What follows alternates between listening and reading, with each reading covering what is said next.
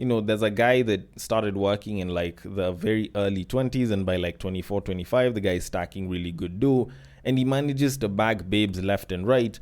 And while you could claim that the guy is in his quote-unquote prime, it's not like he's 30 years old. He's like in his early to mid-20s.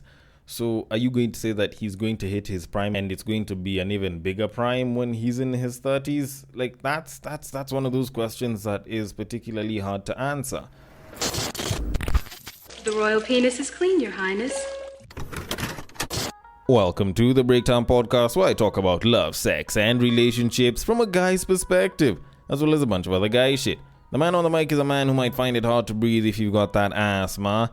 He is also a man who once believed that bukkake was a Japanese form of martial arts. It is none other than your tall, dark, and mildly handsome man, Sir Denver B. And I am here speaking on the 599th episode before the 600th episode to give a little bit of insight, because I want to talk to the young dudes. I want to say something that I think applies to young men quite a bit. And the thing is, it's not just the main topic, it's the entire thing. So you could say that the theme for this episode is actually young men, or advice to young men, because I feel like there's some things that, not unless if you've gone through the experience of it and you have a bunch of reality to back up what it is that you say, it's very easy to believe what it is that you're told by some guy that might be older than you, or a couple of guys that are older than you that may or may not necessarily be true, because, well, that's what it is that they say, and then there's actual reality. And sometimes you can end up tripping over what someone says, yet your reality is a little different from theirs. But hopefully you listen all the way till the end and you do get some nuggets of wisdom, or, enjoy yourself, or, find something that you actually like out of everything that I said, of which, should you like it, should you not like it, should you want to give a different kind of feedback, or should you want to suggest a potential topic that I should discuss on this podcast, then the social media links are usually in the description below. My DMs are always open, and I would be more than happy to see your responses and your suggestions and to handle them accordingly. Now, I do need to get into the main topic of this episode, but before I can do any of that, I first want to talk about this thing that I like to touch on sometimes, yet have I have a zero experience on, and it is the matter of marriage. It is something that I do speak about from time to time, but in this particular case, I don't even think it's really the marriage itself that I'll be speaking on, but rather the people that are getting married. Now, in this particular case, it is an 18-year-old man and a 22-year-old lady, of which, considering these ages, am I really allowed to say 18-year-old man and 22-year-old lady? Like, I feel like they're still pretty young, but anyways, I will kind of get into my thoughts on it now. The 18-year-old, who is the boy, is a up-and-rising Real Madrid star known as Enrique Felipe, and the lady just so happens to be his model and influencer girlfriend that he recently made his wife. Now, I'm going to get into the story, then I can give my thoughts on it, because there's a lot that needs to be said about this. So, the story says, and I quote, 18-year-old Real Madrid star Enrique Felipe Moreira de Souza has married his 22-year-old partner, Gabriele Miranda, in a private ceremony. The couple, who reportedly met less than a year ago, held a civil wedding in September of 2024, followed by a religious ceremony in Madrid on July 18, 2025. Enrique, a rising Brazilian talent, and Miranda, a model and influencer, have shared their union on social media, often citing their faith with Bible verses like Matthew 19 verse 6. Details about the ceremony remain limited, but it has sparked discussions due to their young age and a reported quote-unquote relationship contract with unique clauses. End quote. Okay, now I don't have any information on that relationship contract and whatever unique clauses are there, but I'm not gonna lie, when I look at stories like this, it actually seems quite wild. Don't get me wrong, I don't have a problem with a young dude marrying an older woman, of which the age difference of 4 years isn't really all that big. But, it's not something that people would discuss, not unless if you're say maybe 20 and 24, or 24 and 28, or 28 and 32. 28 and 32, it doesn't seem like that big of a difference. But when you're looking at 18 and 22, just the teen part just makes it seem like it's a little too young. Of which, actually, to be very honest, even in my opinion, 18 and 22 is actually too young. But considering how Gen Zs have been getting married a lot younger, or just younger generally than most of their millennial counterparts, I am inclined to think that, it was probably young, but they might actually not do too badly. But even before I get to the part where I think that they may or may not last, and where my thoughts are on it, when I read this story, I remembered a discussion that I was having with my house help like 10 years ago, and it was kind of like a debate that we're having where I was busy talking about trying to make money while I'm still pretty young. And she was busy talking about how after I've made, X amount of money, after I'm doing super well, won't I just get married and settle down and have a couple of kids early? And I was like, nah, why would I want to do that? And mind you, this was like 10 years ago, and I was also in my late teens at the time. So if you didn't know my age before, I think now you have a pretty good idea of where I'm at. But anyways, that's besides the point. So the debate that was there was that, after you've stacked up a bunch of cash as a dude, the next thing that you're supposed to do is get married and settle down and have a couple of kids and shit. And when she was saying that, I was like, nah, there's so much more to life that you can do. There's way more than just having kids and, raising a family when it comes to a man's life. It's not like that's just all that we end up doing the moment we make money. And she was like, after you make a bunch of money, after you've managed to make a bunch of money, like what else do you really have to do besides that? And I kind of looked at it and I was like, probably because she's very kienyeji, if I can call it that, because she's village born and raised. Granted, she was, probably double my age or some shit. I figured, maybe she just doesn't know as much of what you could do as a single person before you get married, because maybe she just hasn't had that exposure. And I figured that was it. But when I look at stories like this of young guys that are barely into their careers and they are getting engaged, getting married, and this is mostly, lining up with the fact that they are barely into their careers and they've started making quite a lot of money, it does kind of make me wonder if maybe she had a point, or if, she probably had some good idea of something that a lot of guys kind of look towards doing. Because, okay, like you can throw in the Bible verses all you want, and that's a them thing. But like getting married early, there's nowhere in the Bible where it says that you should marry earlier or later or when you should marry. It's just, being a good wife, being a good partner, love your wife like you love the church, like shit like that. Being a Proverbs 31 woman, a bunch of that shit that's always spread around.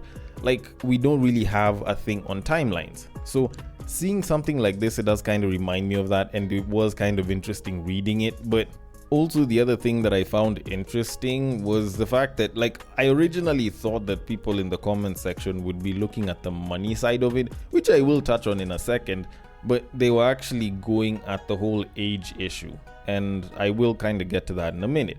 Because, like, the money bit is the one that we've seen young athletes being spoken about in recent years. Actually, in recent months. Let me go with recent months. Where you're hearing stories of young athletes are being duped by women, they're getting with baddies, and they eventually end up getting engaged and sometimes even getting married to them. Or, the babe ends up getting pregnant for dude, and the guy's income and the kind of money that he could have made gets reduced significantly simply because they ended up with a woman, and that woman basically saw a check or just chose to kind of settle down quickly. And she's like, you know what, I think I should settle down, and I think I need to live out the rest of my life on this man's income, or something like that. Or so we think. But all in all, like, the whole talk on like athletes and people that make money super early in their lives, not settling down and focusing on building themselves and their wealth, like, that's been the thing that people have been discussing of late. But when you look at a story like this one, like, people went straight to the age thing. And the most interesting part about it is how I was ready for the feminists, or the people that usually attack feminists, to be like, how comes people aren't talking about the fact that she probably groomed him, blah blah blah, because the guy is 18. And like, you'll hear women that are dating guys and they're 19 years old, and the guy is like probably like mid to late 20s or 30s or some shit, and there's people online who'll be like, oh, she's being groomed by this dude, and you're like, but this is a grown adult. But then, like, you look at a story like this and it's a guy, and suddenly people are like, well, dude probably hit it big or some shit. But in this case, everyone was like, this couple is too young to even be thinking about marriage. It's not even about the length of time that they've been dating, which has been less than a year before they ended up getting married. Like, they're too young to be thinking of getting married. Like, the guy is 18. He barely just became an adult in most places around the world. Like, if he was in the US, he'd be considered too young to drink. But this guy is getting married this young? Like, that's a little bit of a stretch though. But then the other interesting part is, if they're getting married and she's 22 and he's 18, and they started dating, probably somewhere close to a year prior, doesn't that mean that she's technically a pedophile? Or she might have been quote-unquote grooming the guy?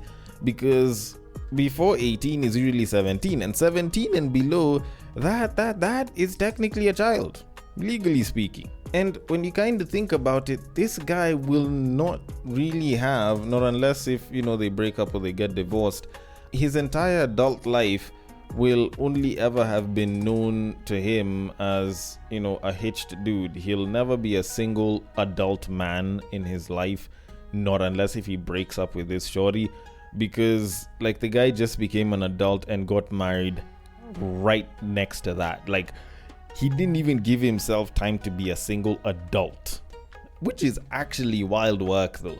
But all in all, like, I wish them all the best. Personally speaking, I had actually thought about speaking about the fact that statistically a lot of marriages that are done in like your much younger years don't have a very good chance of lasting that long. Just the same way, marrying much later in life also has the same issue. But, when I kind of look at it, a lot of Gen Zs have been marrying a lot earlier and they seem to be doing pretty well so far. So, this could be a case where the statistics matched generations that probably didn't have great marriage success, and the Gen Zs might be the change that we all need. So I wish them all the best. I hope they actually do last.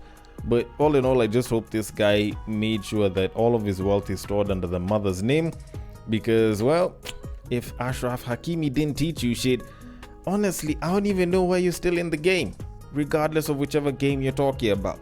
Either way, I am going to leave it aside and move it on to our main topic of this episode. And I'm not gonna lie, doing this particular topic almost feels like I'm speaking to a younger version of myself, if not just most guys that have probably heard a certain particular rhetoric that they have been told by parents, they have been told by relatives, they have been told by just about every nigger that is much older than them that tries to act like they're well-meaning grown adults and they want you to work hard in school. And honestly, I don't think it's particularly good rhetoric to give. Like, it's not a great belief system to give most guys. And if you don't know or you're wondering, I will explain it to y'all in a moment, because it did actually make for a particularly interesting Reddit post, which, while it didn't ask or answer anything new, it did kind of create the opportunity for me to give some insight that I feel a lot of young men would probably benefit from. Now, this Reddit post was put up by a man, of course, and it was titled "They Will Come." And by they, I will just give out the secret and say they, I mean women. The baddies that dudes would want, or something of the sort. Now, I'm going to read the post, then I can get into the comments and then give my thoughts on it. So, it says, and I quote, "When I was in my early teens and throughout my 20s, getting a woman felt like an impossible dream. Between the ages of 18 and 25, I remained completely single with no relationships, no success with women. Every attempt I made ended in rejection, some of it painful enough to question my own worth. Then, at 25, I met the woman who remains to date the most special I've ever known. She was my first true love. But just 4 months later, we broke up. The breakup broke me too. I cried, I fell apart, it felt like I had lost a piece of my soul. Her exit pushed me into a long period of solitude, 2 whole years away from women. But during that time, I focused on myself. I returned to school, I started building, I launched businesses that actually thrived. I even began to travel internationally. My first trip to Tanzania was to source honey, which I'd later sell in Kenya at double the price. Back home, I opened a retail shop in my estate, then came an egg depot, a butchery, a barbershop, and even a cosmetic store. All of this happened in just 5 years. By the time I hit 32, the tables had turned. Women started showing up. Today, I know at least 19 women who, with just a phone call, would show up without hesitation. Still, I remain loyal to one woman, the one I chose. Ironically, she doesn't always trust me, especially when other women, sometimes even in her presence, flirt openly. It's a strange twist, but if you're a young man reading this, focus on your grind, chase growth and build yourself. Once you find your worth, they'll find you. Tafuta pesa, watakuja. End quote. Okay. Particularly nice read. At least I didn't have any grammatical errors to fight with, cause seems like the guy found his worth in grammar as well. But anyways, that said and done, I kind of did want to speak on some of the comments. So the first guy said, and I quote, "These Nigerian movie plots are getting out of hand. Glory be to God." End quote. Which was particularly interesting. I was about to say the same thing, because this shit sounds like one of those movie plots in like a Bollywood setting or a Nigerian movie setting, or just generally any, if I can call it, sort of cheap movie like writing material. I feel like this is usually like a baseline for a lot of them. But all in all, I could be wrong about that one. The other person who commented said, and I quote, "I feel like the women that come once you're in a financially comfortable situation are not the women that you want to take seriously.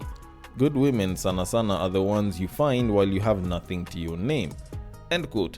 Which actually isn't bad. It's not something that I'd agree with, contrary to what some people might think, but I don't think it's particularly bad advice. I think there is some truth to it, but it's entirely within context, and I do hope that I can get a chance to kind of speak on that. But let me just mention my last comment here that I'd like to bring out, then I can give my thoughts on it.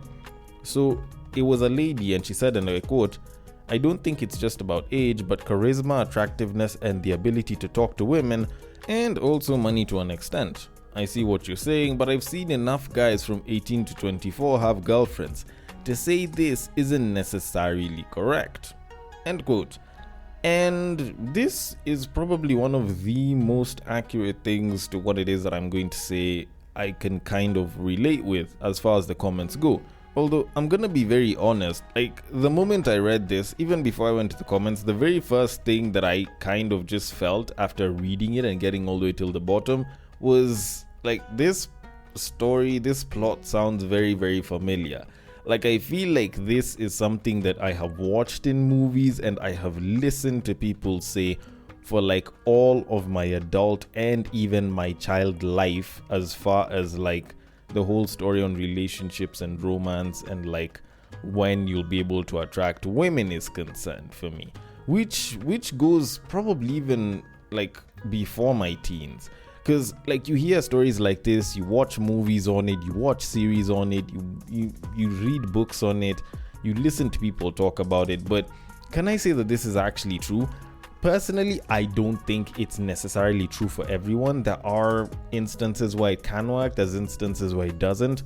But like, I can tell you for a fact that the whole just look for money and the women will come thing, like, it can only happen to a point, but there's so much more to it that it's not very complete in and of itself as just a statement. I feel like there's more that needs to be added to it for it to actually make sense and for it to be considered good, or should I call it great advice to give guys, because this is fairly general advice that has been pushed around to guys for like most of their youthful lives. So like if you're a guy and you're 25 and below, you've probably heard rhetoric like this for like most of your life. But can I really say that it's particularly true as a guy that has gone past the age of 25 and has lived a little bit of life here and there? No, I wouldn't necessarily say that it's completely true. As far as general information goes, it's not bad, but it's not as true as some people might think. Because life happens and life isn't as straightforward as this kind of goes. And to be honest, much as yes, probably I might be an outlier, maybe I'm a hot dude or something, like I've been able to attract women even before I got into like working and making money and shit. And what I can say is it's not really about you not being able to attract or being able to attract. I feel like it's a very seasonal thing. Like if you've ever noticed, and I guess if you're an adult that's been an adult for a while, you can probably admit to this or not, but I feel like it's always going to be a seasonal thing. Like, so many things are going to happen in seasons. Like, there's seasons where you're going to be broke, there's seasons where you're just going to have abundance, there's seasons where you're going to have dry DMs, and then there's other seasons where it's like you're attracting people left and right. So the whole thing of, just look for money, the women will come. I feel like there's broke dudes that are pulling babes left and right and they don't have money. Yes, you can argue the whole, it's either you have money or a big dick argument, but I don't think that's entirely the case. Because I believe that what it is that will attract a woman, much as yes, you can throw money or a big dick at it, like there's a couple of other qualities that can attract not just a woman, but women in general that go beyond just those two things. Of which, those two things on their own, like, while they may be able to attract one or two women here and there, most of it is going to be very short term, and you probably might not even want to be with some of those people that are being attracted by those things on their own. It's the other qualities that can keep a woman. Yes, maybe those things can attract a gold digger too, or a nympho here and there, but like keeping one for a particularly long time, that's something completely different. And I feel like having that on lock as a dude is a much bigger flex, but that's very subjective.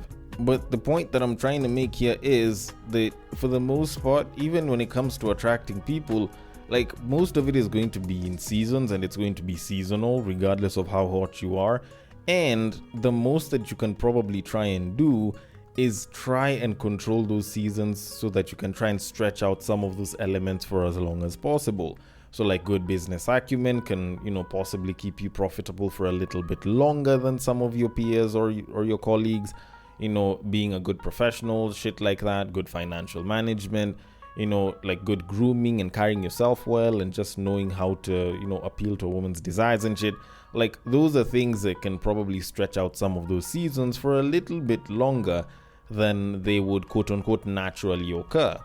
But with that said, the other thing that I usually do tend to hear that usually comes along with this whole thing is, go look for your money. And most young guys are told that they haven't hit their prime yet, and once they hit their prime, that's when they're going to be hot. And this whole talk of hitting your prime and being past your prime or being before your prime is a lot of that thought speak that I've heard on podcasts and by people speak about it over the past maybe about 5, 6, 7 years, where they've spoken about how, women are in their prime in like the early to mid 20s. Once they clock their 30s, they're past their prime, blah, blah. And, guys, when they hit their 30s, that's where they're in their prime. So, like, when you're nearing 30, now that's when you'll start getting more female attention, blah, blah, blah. And can I say that that's the truth? Personally, I feel like there's other bits to it, because I've seen guys that are broke and are in their 30s, and attracting a woman is still going to be a problem. Like, there's elements that come with that quote-unquote being in your prime that can actually alter the age and the time that you get to be in your prime. So, for example, if you are particularly young, if you start working young and you're making really good money, like for example this Real Madrid player, this guy's basically been hitting his prime from the moment he joined Real Madrid and started making good money from football. So the guy is basically going to be in his prime for a while. And I say prime in quotes in this particular case. And I've seen cases like this where, there's a guy that started working in like the very early 20s, and by like 24, 25, the guy is stacking really good dough, and he manages to bag babes left and right. And while you could claim that the guy is in his quote-unquote prime, it's not like he's 30 years old, he's like in his early to mid-20s. So are you going to say that he's going to hit his prime and it's going to be an even bigger prime when he's in his 30s? Like, that's one of those questions that is particularly hard to answer. But all in all, like, the whole idea of being in your prime is essentially just being at your most desirable, and it's not particularly related to age. It's mostly related to circumstance and situation that make you seem like a more attractive person, in my opinion. And like, that's where the whole like look for money and they'll come is and isn't true. In that, yes, you can look for it, but just because you make money doesn't mean that you'll be able to attract more women. Like, I know there's guys that make good money and they still have trouble trying to bag babes. There's guys that don't make a lot of money and are bagging a ton of babes. And, the whole idea that they'll come because you made money is this sort of false lie that guys are fed, because deep down, a lot of guys are doing what they're doing because they want to attract the opposite sex. A lot of guys are going to the gym because they want to attract the opposite sex. A lot of guys are basically in the office or in business trying to stack dough because they know if they make money, they can pull a bunch of babes, which is true, but there's a couple other steps to that which I feel are almost never mentioned, and if they are, probably not all that much. And one of them is the fact that while yes, having money is a good thing and you probably should get a good amount of it, so that you can attract a good chunk of women, personally I don't think you need all that much money to get that done. And for the most part, it's not really the money that's supposed to attract the women for you, but what the money can do for you and to you that will help you attract a lot of women. And let me try and explain this, because when a lot of guys talk about, just go look for money, the babes will follow, or chase the grind, the babes will follow, I think they forget the fact that the money isn't necessarily supposed to be the one to attract the women, but rather it's supposed to make your situation better, such that your situation and your circumstances make it such that you are attractive enough to the opposite sex, or should I say many members of the opposite sex, as a good potential mate. And maybe I've used complicated English in explaining that, so I'll try and simplify it by giving you a particularly simple way that you can kind of look at it. Now, you don't have to make a shit ton of money as a guy to pull babes, alright? I'll tell you that one right off the bat. Whether or not you want to throw looks into that makes entirely up to you, but personally speaking, I don't think you really need a lot of money to pull a babe. What it is that you probably should do is use that money so that it can improve your condition and your situation such that it can make it easier for you to pull a babe. So you can use that money to get yourself a gym membership where you can work out and try and build a better body that would make you more attractive, which will also give you the discipline to not consume too much booze or probably engage in particularly nefarious acts, because probably you need to wake up early in the morning to go to the gym. It might also help you with dieting and learning to control your meal portions, such that you not only build a better physique but you build some discipline. It'll also make you a lot more confident, so you look good because you work out, so it boosts your confidence, but also you have a little bit more money such that you know that you can go out for drinks, you can go out for a couple of dates with someone, and the money won't really bother you all that much, at least, to a certain point. And you're very comfortable doing it, so you're a lot more at ease, so you're not constantly looking at the bill or worried about money and shit. So generally, you just have a much better aura as a person. Because if you ever look at guys that make a shit ton of money, the thing that makes them look attractive, and probably you can ask this to women, isn't necessarily the money, but the fact that they're so relaxed, and for them it's like they have this aura where they're like, you know what, it's okay, I've got this under control. And you having that aura, even though you don't have a lot of money, can basically put you in a much better position as far as attracting the opposite sex. Because one of the main things that you need as a man to attract the opposite sex is confidence. I will tell you that for free. Confidence is what you really need. You going to the gym, confidence. You making more money, confidence. That's what they're building. And that confidence is what's supposed to make it easier for you to not only just approach but also attract the opposite sex. Because guess what? People want to be with someone that they can benefit from and someone that is considerably positive in their vibe. And that's why you will find that women will go for a guy who has means, because he represents a level of positivity. And it's not like them going for a guy who has money makes them gold diggers or they shouldn't be valued. Like, at the end of the day, it's not like guys want to go for the ugly babe before the glow up. Like, let's be particularly honest. Everyone wants the after picture because the before wasn't all that great. The only time when we don't want the after picture is if the before was a hell of a lot better. Then we'll want the before. But if we can get the after picture when it's on the after stage, not the before stage, of course we'll want it. Of course we'll be happy. So the people that like to say that, the women that come for you when you have money are gold diggers and they are in high priority women, and you shouldn't value them, you should value the one that comes for you with a struggle. Like, fam, let's be particularly honest. If they could afford to skip the struggle and find you when you're ready made, they probably would. Just the same way, it's not like you'd want a baddie before she got the glow up. You probably did not want her before she was a baddie.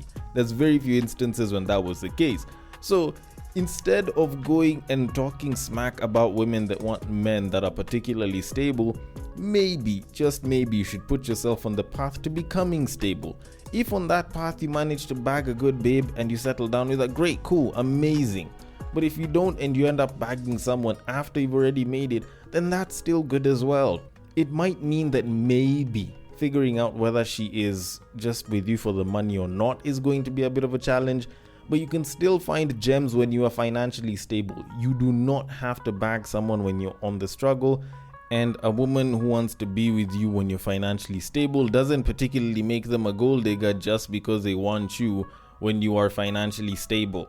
They all want good shit for themselves just the same way you do. It's just that they probably came at the final end of your journey. And to kind of conclude all of this, what I am trying to say is the power is not in the destination but in the journey. Like, it's not about you getting the money then you get the babes. It's about the qualities that you pick up and the situation that you improve for yourself that makes you more attractive to the opposite sex. So it's a lot less about you having the money, but rather how it is that it changes you when you're in the rise to get the money and what that money does for you once you get the money. And if anything, not only will it just attract quite a number of women after you've gone through that journey and you've become a much better person, but it might even help you decide what kind of woman you want to be with. Although, then again, maybe I might be wrong about this and probably I'm still too young to fully understand it, and maybe once I make money, they will come. Either way, I want your thoughts on it. The DMs are open on IG, it is at the breaktime_podcast. On Facebook, it is at the breaktime podcast. On X, it is at bagakthed. And on Bluesky, it is at the breaktimepod.bsky.social. Thank you so much for listening all the way till the end, and I will catch you guys on the next break. But what I believe is that if you put a pastor and a prostitute in one room, one is likely to convert the other.